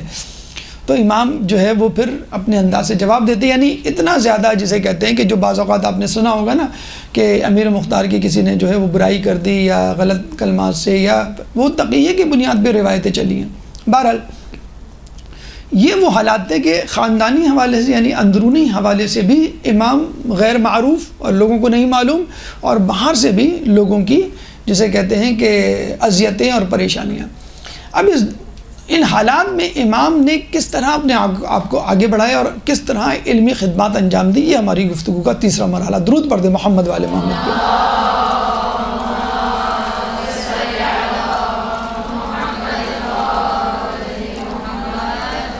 دیکھیں امام کے پاس ہر امام کی طرح دو طریقے تھے، ایک ذاتی اور ایک اجتماعی، انفرادی اور ایک ٹیم ورک۔ تو انفرادی طور پہ جہاں جیسا موقع ملا انہوں نے کام کیا، یعنی انہوں نے جو سب سے پہلا کام کیا وہ قرآن پہ کیا کہ قرآن کی آیات کی تفسیر بتانا شروع کی، اور یہ بہت ضروری تھا قرآن پر، اور اتنا زیادہ بہتات، اتنا زیادہ توجہ، اتنی زیادہ کثرت روایات کی 11ویں امام کی قرآن کے حوالے سے ہیں کہ باقاعدہ تفسیر عسکری وجود میں آ گئی، یعنی ان کی تفاسیر آیات کو جمع کیا گیا اور باقاعدہ کتاب بنا ڈالی تفسیر عسکری۔ تو کسی بھی امام کا قرآن پہ کام یا تو 11ویں امام کا نظر آتا ہے یا ہمیں پہلے امام کا نظر آتا ہے۔ پہلے امام نے کیا کیا تھا؟ 70 اونٹوں پہ قرآن کی تفسیر لکھ کے لائے تھے، تو لوگوں نے رائٹ اوے منع کر دیا، ہمیں نہیں چاہیے تمہارا قرآن۔ یہ نہیں کہنا چاہیے تھا، کم از کم یہ کہتے تھے ہمیں نہیں چاہیے تمہاری تفسیر قرآن، کیا کہا؟ ہمیں نہیں چاہیے تمہارا قرآن۔ اس طرح نعوذ باللہ کہ تم نے کوئی اپنا الگ قرآن گڑھ دیا، حالانکہ آیات وہی تھی، تفسیر تشریح۔ مولانا نے یہ بھی کہا تھا میں نے ہر چیز اس میں لکھ دی ہے، حتیٰ کہ منافقوں اور فاسقوں کے نام بھی اس میں لکھ دیے، تبھی تو جسے کہتے ہیں اس کو نہیں لیا گیا۔ آیت کس کے لیے اتری، واقعہ کیا تھا، کس کی طرف اشارہ تھا، سب کے انہوں نے نام لکھ دیے۔ تو اب ضرورت، اس کے بعد ضرورت ہی نہیں پڑتی لوگوں کی، لوگوں نے جب کہا کہ ہمیں نہیں چاہیے تو امام نے کہا ٹھیک ہے اب تم اس کو پاؤ گے بھی نہیں. اب وہ دوسرے امام پھر تیسرے پھر چوتھے اور وہ کہتے ہیں آخری امام کے پاس جو وہ لے کر آئیں گے. اب آپ کہیں گے بھائی لوگوں کے پاس یہ اعتراض آ گیا کہ بھئی امام علی اپنے لوگوں کو زبردستی اپنے قرآن سے املا کرواتے ہیں اور وہ قرآن پھیلا دیتے ہیں. پھر لوگ کیا کہتے ہیں کہ دیکھو یہ جو فضیلت بیان ہو رہی ہے یہ اپنے قرآن کی ہے. کتابوں کی بنیاد پر 73 فرقے ہیں، حالانکہ قرآن ایک ہے. 2 قرآن ہوتے تو کتنے فرقے وجود میں آ جاتے ہیں. لیکن اس کا ایک فائدہ ہوا کہ علی نے جب اپنا قرآن لیا تو کس کا قرآن رہ گیا؟ دوسروں کا. تو پھر کیا ہوا؟ قرآن دوسروں کا تھا سورہ کوثر ہماری، قرآن دوسروں کا تھا سورہ حل عطا ہماری، قرآن دوسروں کا تھا آیت مودت ہماری، آیت تطہیر ہماری، آیت زکوٰۃ جو حالت رکوع میں، مطلب فضائل ہمارے قرآن دوسروں کا کہلایا. اگر علی کا قرآن نہیں لیا اور دوسروں کا لے لیا تو دوسروں کے قرآن میں اپنے. عبد الکریم مشتاق کہتے ہیں کہ سیاہ ستہ میں ہمارے امام اس طرح زندہ ہیں جیسے نمرود کی آگ میں ابراہیم. تو یہ جسے کہتے ہیں کہ انداز تھا. تفسیر عسکری وجود میں آئی اور پھر آپ نے قیس الکندی کا واقعہ بھی دیکھ لیا ہوگا کہ جس نے اپنے طور پر تشریح کی اور کہا قرآن میں تو بہت تضاد ہے. تو امام نے کہا کہ جاؤ اس کو بولو کہ یہ جو تم کہہ رہے ہو تضاد ہے، یہ جو تم نے تفسیر اخذ کی ہے یہ تمہارا اپنا خیال ہے یا خدا کا؟ تو وہ کہے گا میرا اپنا خیال ہے. تو تم کہنا کہ یہ تم کیسے کہہ سکتے ہو کہ جو تمہارا خیال ہے وہی خدا کا بھی خیال ہے؟ تو وہ لاجواب ہو جائے گا اور پھر کہے گا نہیں یہ خدا کا خیال ہے. تو اس سے پوچھنا اگر یہ خدا کا خیال ہے تو تمہیں کیسے پتہ چلا؟ کیا تمہارے پاس جبرائیل آئے انہوں نے بتلایا تم کو کہ یہ خدا کا خیال ہے؟ تو اس کے 2 شاگردوں میں جو امام کے بھی شاگرد تھے گئے اور اس سے اسی طرح جواب سوال کیا. وہ پریشان ہو گئے یہ جواب تمہیں کس نے دیے؟ کہ ہم نے خود. کہہ لیں گے نہیں تمہارے ذہن میں آ نہیں سکتے، جب تمہارے استاد کے ذہن میں نہیں آ سکتے تو تمہارے ذہن میں کیسے آ سکتے؟ جب بتایا تو اس نے کہا واقعی. تو اس نے اپنی تفسیر جلائی. تو یہ اپنے طور پہ امام نے یہ کام جاری رکھا. حدیث کے معاملے میں ملتا ہے امام حسن عسکری علیہ السلام باقاعدہ کتابوں کو چیک کرتے، جیسے ٹیچر آج کل کے دور میں ہوم ورک چیک کرتے ہیں، کریکشن کرتے ہیں اور پھر نیچے لکھتے ہیں شاباش یا گڈ یا فیئر. تو امام کتابوں کو چیک کرتے تھے. بعض اوقات جیسے ہم نے بتایا کہ 10 جلدیں 20 جلدیں اور امام پھر اس کو واپس کیا کرتے تھے. تو قرآن اور حدیث دونوں کا کام امام نے جسے کہتے ہیں مدون کرنا شروع کیا اور لوگوں کو کاپیز دینا شروع کی. وہی بات کہ جس کے لیے رسول نے کہا تھا انی تارکن فیکم الثقلین کتاب اللہ و عترتی ما ان تمسکتم بہما لن تضلوا بعدی، کہ میں اپنے بعد 2 گراں قدر چیزیں چھوڑے جا رہا ہوں، ایک قرآن اور ایک میری عطرت، یہ دونوں ایک دوسرے سے جدا نہیں ہوں گے حتی یرد علی الحوض، جب تک حوض کوثر پہ مجھ سے ملاقات نہ کر لیں. دوسری اہم کاوش روش اور طریقہ جو امام نے اختیار کیا وہ تھا اجتماعی ٹیم ورک. اپنے پیچھے وکلاء، علماء، قاصدین، مجتہدین کی ایسی ٹیم تیار کی کہ جو آپ کے بعد آپ کی معلومات، آپ کے اصول، آپ کے مسائل کو آگے بڑھ سکے. یہ وہ کام تھا جو امام نے دراصل ہمارے لیے کیا. ہم یہ جو دیکھتے ہیں نا نواب اربع جو 12ویں امام کے زمانے میں غیبت صغریٰ میں جو ہے امام کے قاصد تھے ایک ایک کر کے، وہ دراصل چاروں کے چاروں امام حسن عسکری کے شاگرد تھے اور ان کو تیاری اسی طرح کیا گیا تھا کہ میں جا رہا ہوں، میرا بیٹا غیبت میں ہوگا اور پتنی کب تک غیبت میں ہو، تمہیں اس طرح ان کا قاصد بن کر زندگی. یہ بھی دیکھیں گریجولی ہوا ہے. امام ایک دم سے غیبت میں نہیں گئے. جو اعتراض کرتے ہیں کہ بھئی ہم محروم کر دیے گئے، بھئی 3 امام بتدریج گوشہ نشینی اور قید میں گزرے، پھر 11ویں امام تقریباً گوشہ نشینی میں گزرے. اب آپ کو عادت ہونی چاہیے. پھر 12ویں امام غیبت صغریٰ میں گئے، یعنی 4 نائبین نواب اربع 1 بائی 1 ان سے انٹیکٹ رہے 70 سال. اس کے بعد جسے کہتے ہیں کہ غیبت کبریٰ شروع ہوئی ہے. اسی طرح کہا جاتا ہے کہ امام کا ظہور پہلے مرحلے میں ظہور صغریٰ ہوگا اور پھر ظہور کبریٰ ہوگا. ظہور صغریٰ جب ہوگا تو کچھ لوگ امام سے براہ راست ملیں گے اور ان کے کاموں کو انجام دیں گے لوگوں کو بتلائے بغیر. اور کچھ علماء کے مطابق امام کا ظہور صغریٰ ہو چکا ہے. کبریٰ ہونا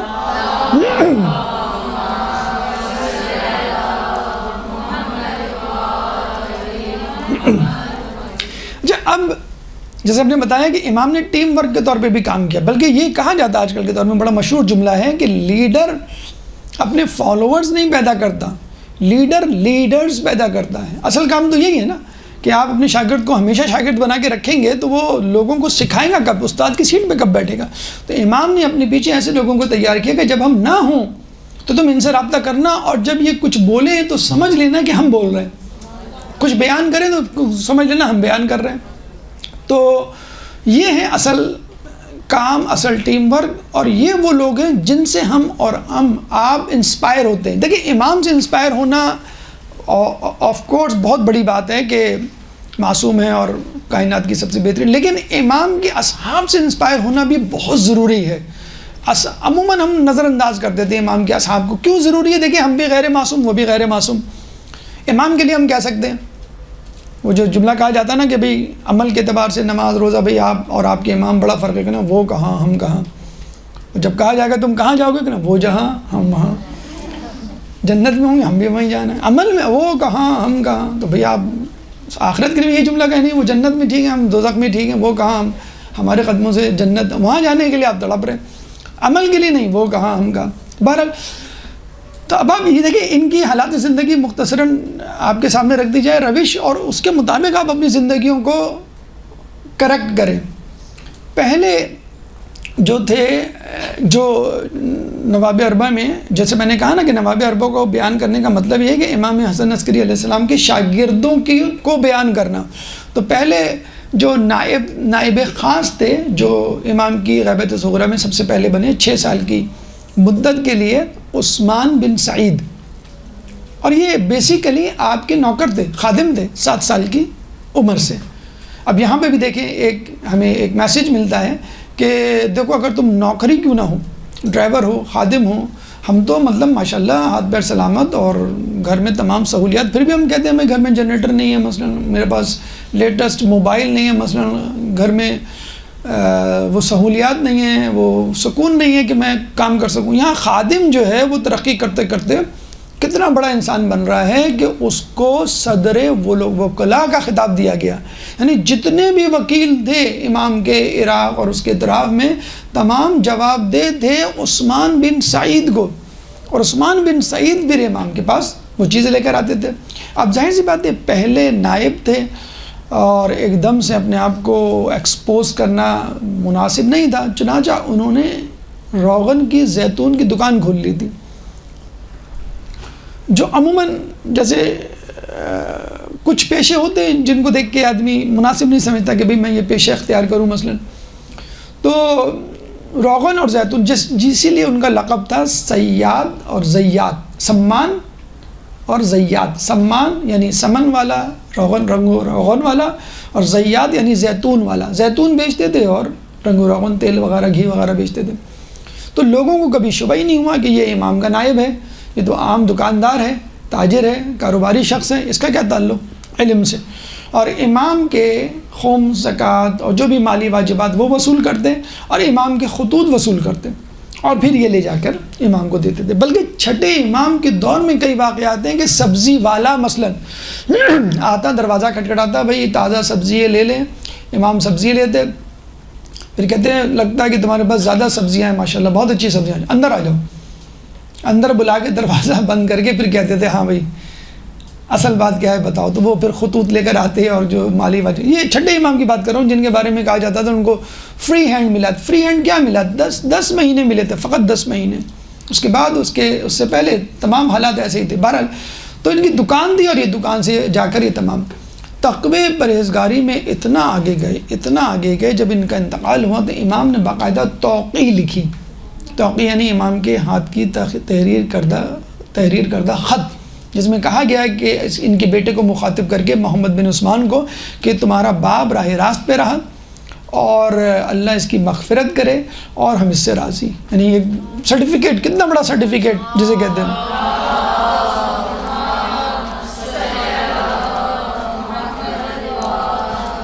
یہاں ہم امام کی زیارت کو تڑپ رہے ہیں، وہی پتہ نہیں زیارت ملے تو وہ ڈانٹ ٹپٹ شروع کر دیں۔ زیارت کو تو بڑے تڑپ رہے تھے، تمہاری نمازیں کہاں ہیں، تمہارے نماز شب کہاں ہیں، تمہارے اخلاق کہاں ہیں۔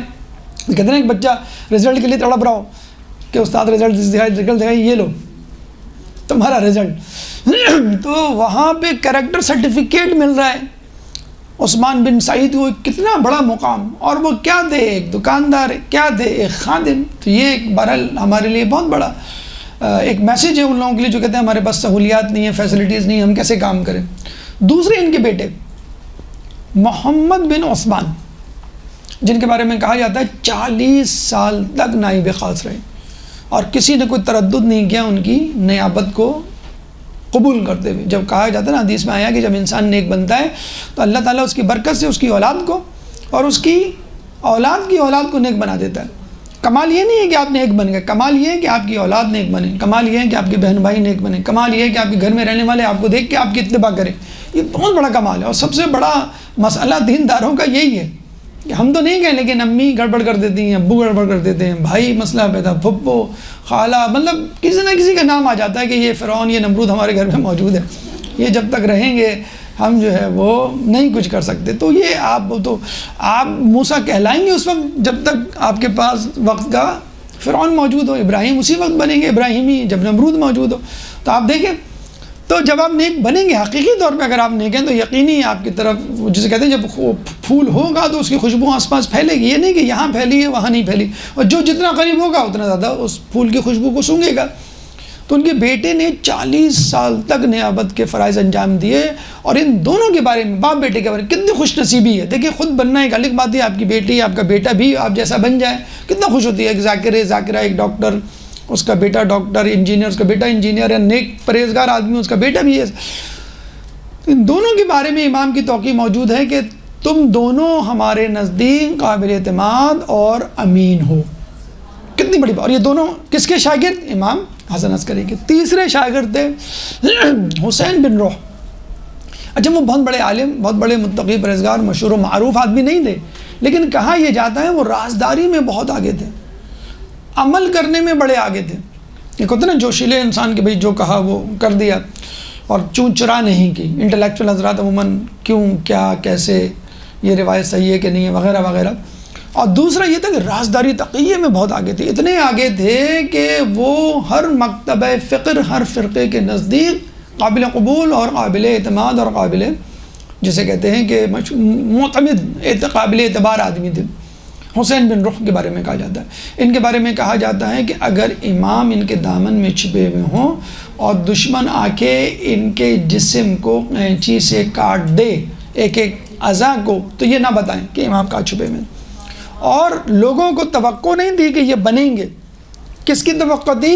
محمد بن علی شلمغانی کی، جس کا بھی تذکرہ آئے گا، اس کی توقع تھی. اچھا، جب یہ جیل میں گئے تو یہ شلمغانی جو تھا یہ وہ ہو گیا، بدک گیا. اس نے کہا کہ مجھے بننا چاہیے تھا، اور بن گیا حسین بن روح، کیونکہ وہ رازداری اور اس میں تقیہ میں اور عمل کرنے میں آگے تھے.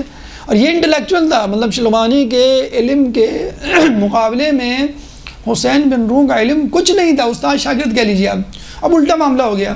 حسین بن روح جب بنے تو شلمغانی جو ہے اس کے انڈر میں آ گیا، اور یہ ان کا نائب کا نائب بن گیا. مثلا مطلب یہ حکم دیتے، امام حکم دیتے حسین بن روح کو، حسین بن روح حکم دیتے شلمغانی کو. اب یہ زندان میں گئے تو اس نے کہا کہ بھائی میں ہی ہوں، اب کوئی نہیں ہے. اس نے دعویٰ کر دیا، بلکہ دعویٰ کیا کیا، اس نے غلو کرنا شروع کیا لوگوں میں معروف ہونے کے لیے. ہمارے کچھ ذاکرین علی کو خدا بنا دیتے ہیں نا، تو کسی منقبت وہاں سے کہا کہ آپ کہہ رہے ہیں کہ علی کو جو ہے جبریل دورہ بنا رہے ہیں، میکائیل آگے چل رہے ہیں، ہار پہنا رہے ہیں. سلمان فارسی مقداد بن اسود کا نام کیوں نہیں لے لیتے؟ تو انہوں نے کہا نہیں، وزن نہیں پیدا ہوگا جب تک فرشتوں کو ہم بیچ میں نہیں لائیں گے. تو بہت آگے کی بات کرو، تب جب تک علی کو مطلب خدا سے نہیں ملائیں تو وہ فضائل حق ہی نعوذ باللہ ادا نہیں ہوگا. ایک عجیب جسے بات. تو اس نے غلو کرنا شروع کر دیا. اتنا غلو کیا کہ یہ کہا کہ خدا مجھ میں حلول کر گیا. مطلب امام اور نبی تو بہت دور کی بات، خدا نے مجھ میں حلول کر دیا. اور خدا نبی میں، امام میں حلول کرتا ہے، اور اس وقت نہ نبی ہے نہ امام ہے، میں ہوں تو، اور حسین بن روح بھی نہیں ہے، میں ہوں تو مجھ میں حلول کر گیا. اس کا بھانڈا کس نے پھوڑا تھا آپ کو معلوم ہے؟ کسی مرد نے نہیں، عورت نے پھوڑا تھا. ام کلثوم اس کا نام تھا. اتنی متقی، اتنی پرہیزگار کہ سمجھ لیں اگر وہ مرد ہوتی تھی ان چاروں میں سے وہ ہوتی. اور اتنا امام کے پیغام کو پھیلانے میں اور اتنی زیادہ صحیح العقیدہ کہ لوگ اس کی بات پہ یقین بھی کرتے تھے. شلمغانی اپنے آپ کو بہت محدود رکھتا تھا اپنے لوگوں تک اور کہتا تھا کہ یہ بات بتانا نہیں کسی کو جو میں کہہ رہا ہوں. یہ ام کلثوم تک بات پہنچ گئی. اس نے ام کلثوم کو کنٹرول کرنے کے لیے کہا کہ بعض اوقات ائمہ کی روحیں، چاردہ معصومین کی روحیں بھی حلول کرتی ہیں. ام کلثوم میں بی بی سیدہ کی روح حلول کر گئی ہے، اور یہ بہت متقی پرہیزگار، یہ وہ مطلب اس کو شیشے میں اتارنے کے لیے کسی طرح یہ باز آ جائے میری، اور اس نے شکایت کر دی اور کہتے ہیں اس کو بہرحال پھانسی پہ چڑھنا پڑا.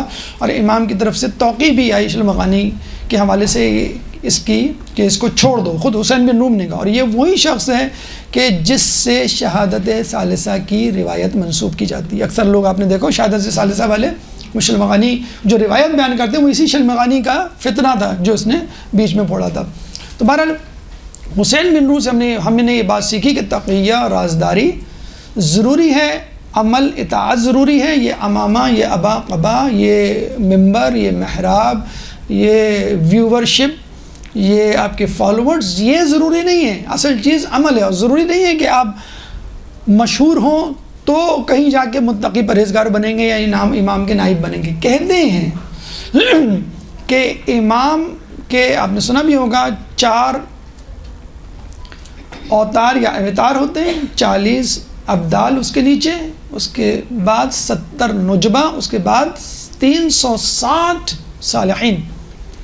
اور دنیا کے ہر خطے میں ایک امام کا نمائندہ صالحین میں سے موجود ہے جو جواب دہ ہیں 70 نجبہ کو، 70 نجبہ جواب دہ ہیں 40 ابدال کو، 40 ابدال جواب دہ ہیں 4 اوتار کو، جس میں الیاس، مولانا یہ حضرت الیاس علیہ السلام، حضرت خضر علیہ السلام، یہ فکسڈ ہیں. ان کی سیٹیں کوئی نہیں لے سکتا، 2 کی الگ ہیں. تو دنیا میں جتنے بھی خطے ہیں ان میں ایک نمائندہ امام کا موجود ہے.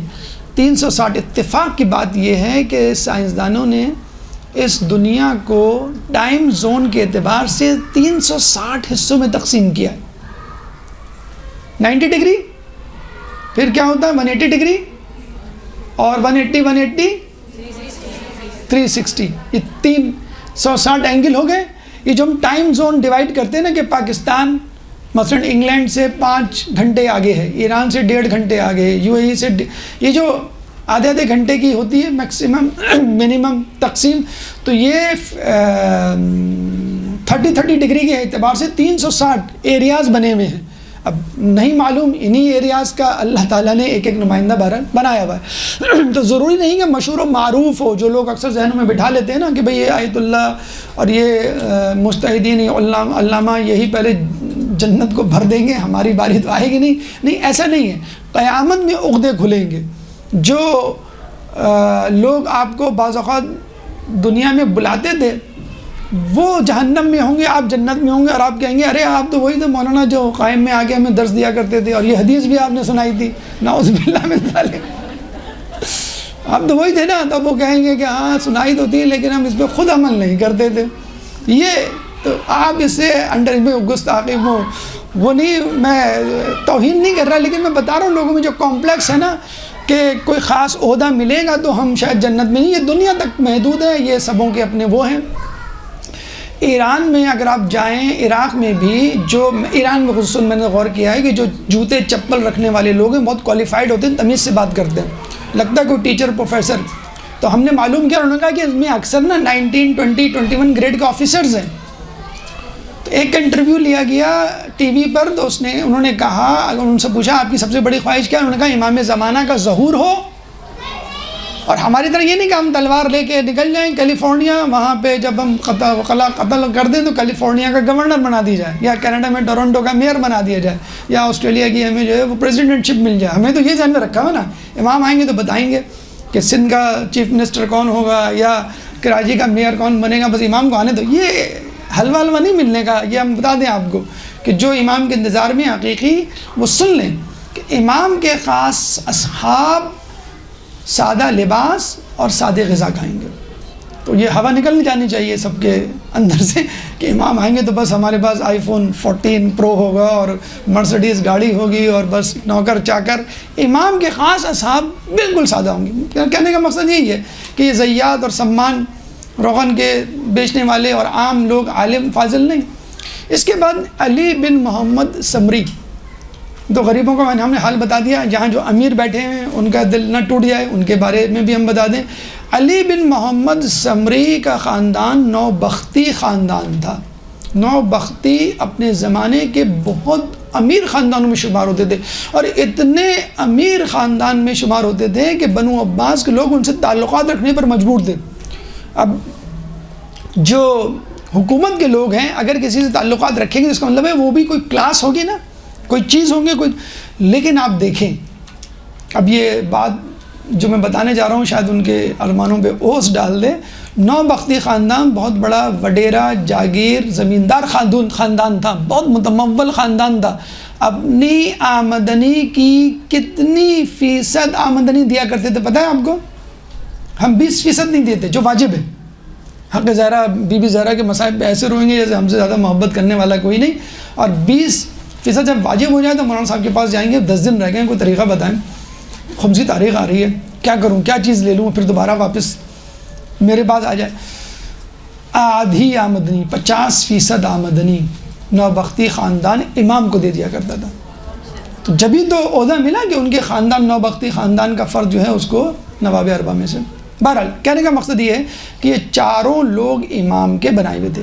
اب آخر میں آخری مرحلہ بس 5 منٹ میں سمیٹ دیں گے کہ جو کہ ہماری ذمہ داریوں کو ہائی لائٹ کرتا ہے. ایک درود پڑھ دیں محمد والے محمد کو.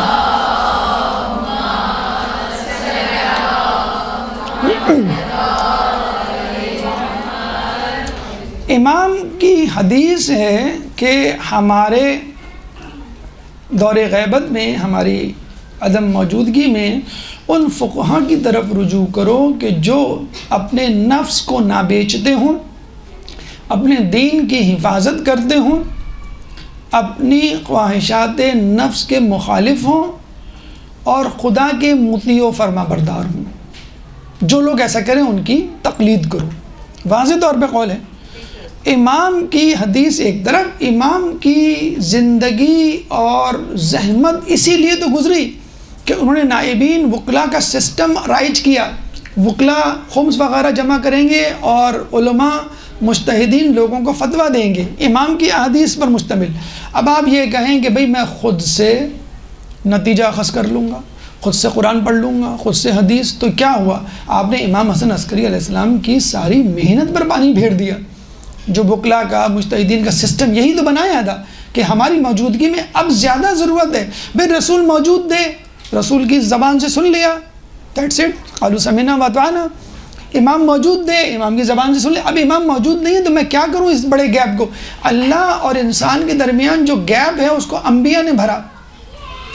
انبیاء اور انسانوں میں جو گیپ ہے اس کو ائمہ نے بھرا.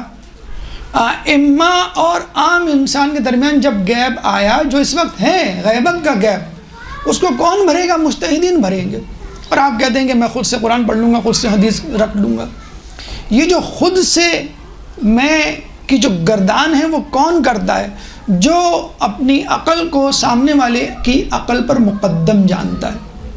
سب سے پہلا قیاس جس کو ہم اخباری کہتے ہیں نا, ایسے لوگوں کو اخباری جو کہتے ہیں ہم خود سے, ہمیں تقلید کی ضرورت نہیں ہے, ہم خود سے کر لیں گے. سب سے پہلا قیاس شیطان نے کیا, جس نے کہا اے اللہ تو کہتا ہے آدم افضل ہے, میں کہتا ہوں میں افضل ہوں. راندہ درگاہ ہوا. دوسری مرتبہ روئے زمین پر قیاس کس نے کیا؟